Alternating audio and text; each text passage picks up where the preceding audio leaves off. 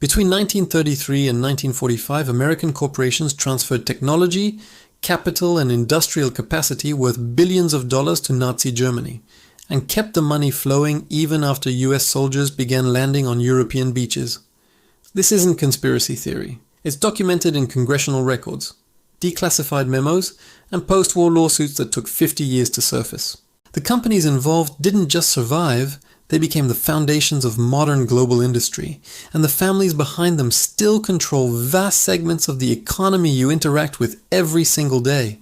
If you want to understand how economic incentives shape geopolitical outcomes in ways textbooks won't explain, subscribe to The Econaut, because we examine the structural forces driving capital allocation that determine who rises, who falls, and who profits from both. Let's start with a problem nobody addresses in standard histories of World War II. In January 1933, Germany was economically destroyed. The Versailles Treaty imposed reparations equivalent to 3 times the country's entire GDP. Hyperinflation in the early 1920s had obliterated savings. By November 1923, $1 bought 4.2 trillion Reichsmarks. Unemployment stood at 33%. Industrial production had collapsed. Hitler inherited an economy with no foreign currency reserves, no access to raw materials, and no capacity to finance rearmament. Yet within 6 years, Germany fielded the most mechanized military force in Europe, equipped with tanks, aircraft, and logistical infrastructure that required steel, oil, rubber, and precision manufacturing at industrial scale. Standard narratives attribute this to German engineering and totalitarian efficiency. But that explanation skips the most important question. Where did the capital come from? Because in 1933, Germany didn't have it. The answer sits in New York, specifically in the headquarters of JP Morgan, Chase National Bank, and Dillon Red.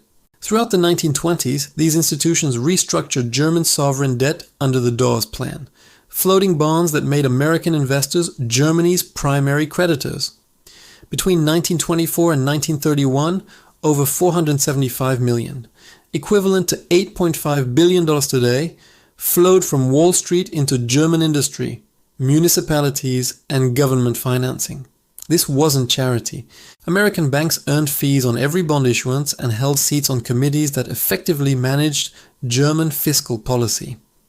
When Hitler took power, he didn't dismantle this system.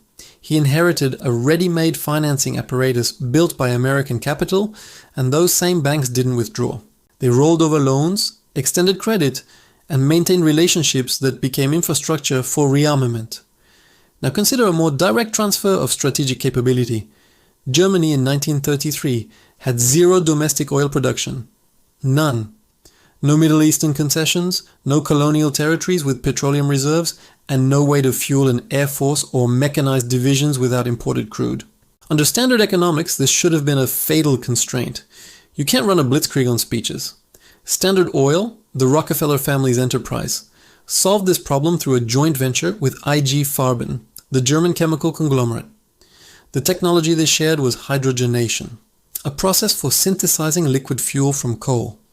Germany had abundant coal deposits but no oil. Standard Oil provided the patents and technical expertise to convert one into the other. Without synthetic fuel capacity, the Luftwaffe doesn't fly, Panzer divisions don't roll across Poland, and the entire German war machine runs out of fuel within months. Standard Oil executives knew this. They received operational reports from their German partners throughout the 1930s. They continued the relationship after 1939, even after war broke out in Europe, because the licensing fees and profit-sharing arrangements were too lucrative to abandon. The US government eventually seized Standard Oil's German assets under the Trading with the Enemy Act, but that was in 1942, 3 years after the invasion of Poland. For 3 years, an American corporation supplied the technological foundation for Nazi military logistics, while maintaining plausible deniability about foreign subsidiary independence. Now let's talk about industrial efficiency at scale, because Germany's ability to organize mass deportation, forced labor, and systematic extermination required data processing infrastructure that didn't exist in the early 1930s. Tracking millions of prisoners across hundreds of camps, managing transport schedules, calculating labor assignments, and recording deaths demanded technology that could handle complex logistics. IBM provided it. Their German subsidiary, De Homag, leased punch card machines to the Reich, custom-designed systems for encoding prisoner data. Every concentration camp operated IBM equipment. Punch cards recorded prisoner numbers, work assignments, transfers between facilities, and causes of death. The scale of the Holocaust required industrial record keeping, and IBM made it possible. Here's the critical detail. Punch card machines don't operate themselves. They require maintenance, software updates, new cards, and trained technicians. IBM's German operation provided all of this throughout the war, with oversight from headquarters in New York. Every machine leased generated royalties. Every box of punch cards sold produced revenue. An American corporation profited from organizing genocide and after the war faced zero prosecution. The company rebranded, diversified into computing, and became one of the largest technology firms on the planet. The continuity is direct. IBM today is the same legal entity that processed data for Auschwitz. Henry Ford's anti-Semitism wasn't subtle. He published a newspaper, the Dearborn Independent, that ran a multi-year series blaming Jewish financiers for communism, war, and economic instability. He distributed 500,000 copies of The International Jew and reprinted the Protocols of the Elders of Zion, a fabricated conspiracy text. Hitler kept Ford's portrait in his office and cited him as an inspiration in Mein Kampf. Ford's German factories, primarily Ford Werk in Cologne, didn't shut down when war started. They expanded. By 1939, Ford Werk was producing military trucks for the Wehrmacht, using labor conscripted from occupied territories and concentration camps. After Pearl Harbor, when the United States formally entered the war, Ford Werk was designated a critical military supplier by the German government. And here's where the economic incentives become explicit. After the war, Ford Motor Company filed claims with the US government demanding compensation for Allied bombing damage to its German plants. The company argued that American taxpayers should reimburse them for destruction of facilities that had been building trucks for the Wehrmacht. They received a settlement. General Motors operated the same model through Opel, its German subsidiary. By 1939, Opel produced 50% of Germany's trucks and 30% of its armored vehicles. The Blitzkrieg relied on GM logistics. Executives maintained operational oversight throughout, and after the war, GM sued the US government for $33 million in damages to German plants, and won. This isn't isolated behavior from rogue subsidiaries. These were board-level decisions approved by corporate leadership, generating returns for American shareholders, while US soldiers fought the army those same corporations equipped. Chase National Bank, now JP Morgan Chase, operated a Paris branch throughout the Nazi occupation of France. After June 1940, that branch froze. Accounts held by Jewish families liquidated assets under Nazi supervision and transferred wealth to German authorities. The Paris branch remained operational until 1944, 3 years after Pearl Harbor, because it was profitable. Documents surfaced in the 1990s, showing Chase executives in New York received regular reports on French operations, including details about handling enemy accounts, meaning Jewish depositors. The decision to maintain operations wasn't accidental or uncontrolled. It was policy, implemented for profit. Let's quantify the scale. IG Farben used over 83,000 slave laborers at Auschwitz alone, working them to death producing synthetic rubber and fuel. IBM's punch card systems tracked every one of them. Ford Werke and Opel together produced over 100,000 military trucks, more than 1/3 of German logistics capacity.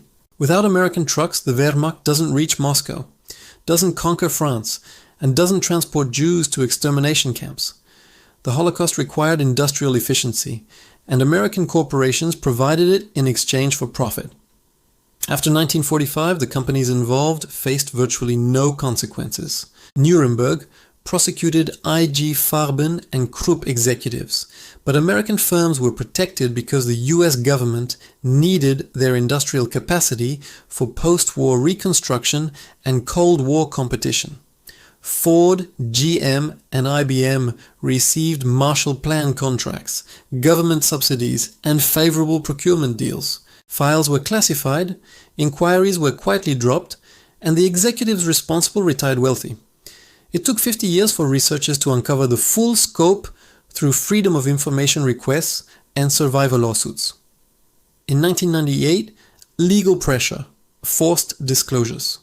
In 2000, German industry created a $5 billion compensation fund for slave laborers. Ford and GM contributed $13 million each, a rounding error compared to wartime profits. IBM denied knowledge until the 2000s, settled privately without admitting liability, and the terms remained sealed. No executive served time, no company lost its charter. The legal entities that profited from genocide are still operating, still publicly traded, still generating returns for shareholders. Now here's the part that should fundamentally shift how you view corporate behavior. This pattern isn't historical, it's structural, and it's happening right now.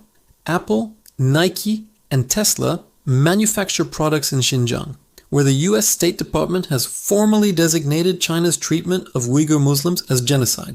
Forced labor, mass surveillance, cultural erasure, documented by satellite imagery, survivor testimony, and leaked government files. American corporations operating there lobby against sanctions, argue supply chains are too complex to verify, and claim they can't control subcontractor practices. It's the same script. In the 1930s, the excuse was we can't control foreign subsidiaries. Today it's supply chains are opaque. Different phrasing, identical function. Plausible deniability for profit maximization. Apple generated $383 billion in revenue last year. A significant portion comes from Chinese manufacturing using coerced labor. The company fights legislative attempts to mandate supply chain transparency because compliance would reduce margins. Google developed Dragonfly, a censored search engine for China that would have filtered Tiananmen Square, hidden human rights content, and assisted state surveillance. They cancelled it after employee revolt. Not board decision, but internal pressure. Facebook's algorithms were used to coordinate the Rohingya genocide in Myanmar. Over 25,000 dead, organized through posts, the platform's moderation failed to catch despite warnings. The company apologized, promised better systems, and kept operating in Myanmar because shutting down means losing users and ad revenue. Cisco built the technical infrastructure for China's Great Firewall. Oracle sells database software used to track dissidents. Arms manufacturers supply Saudi Arabia, despite Yemen's ongoing humanitarian crisis. The moral calculus is identical. If doing business with authoritarian regimes is legal and profitable, corporations will do it, and they'll justify it with the same language every time. We're creating jobs. We can't compete if we don't participate. It's complicated, and they'll sponsor museums, fund universities, and run PR campaigns highlighting corporate social responsibility. Just like Ford and GM did, just like IBM did. You can build hospitals with one hand and concentration camps with the other, as long as the hospitals are visible and the camps are hidden. That's the model. Here's the uncomfortable truth. Corporations don't operate on moral principles. They operate on fiduciary duty, a legal obligation to maximize shareholder returns within the boundaries of law. If genocide is profitable and legal, that calculation doesn't include ethics. It includes risk assessment. Will we get caught? Will it affect stock price? Can we manage the PR? Executives will justify participation through abstraction. We're not responsible for government policy. We're just doing business. Our competitors would take the market if we didn't. And shareholders, pension funds, index funds, retirement accounts, they'll accept returns without asking how they were generated. So what do you do with this information? First, understand that World War II wasn't just ideological conflict. It was financed and enabled by American capital and industry. Hitler's war machine was built with Wall Street loans, fueled by Rockefeller technology, transported by Ford and GM trucks, and organized through IBM data processing. Without that infrastructure, the Third Reich collapses under its own economic contradictions within years. Second, accountability is selective. High-ranking Nazis were prosecuted at Nuremberg. American executives who profited from the same system retired rich, and their companies received government contracts. The pattern persists because consequences don't exist at the corporate level. Fines are cost of doing business. Settlements are footnotes in quarterly earnings. Third, your consumer choices fund this. The iPhone you're holding might be assembled by Uyghurs in camps. Those sneakers, same. That electric car, built by a company doing business with Chinese surveillance firms. Your dollars flow through supply chains designed for cost efficiency, not ethical sourcing, and companies count on you not caring enough to change behavior. Fourth, none of this is secret. Congressional investigations, declassified documents, court records, it's all public.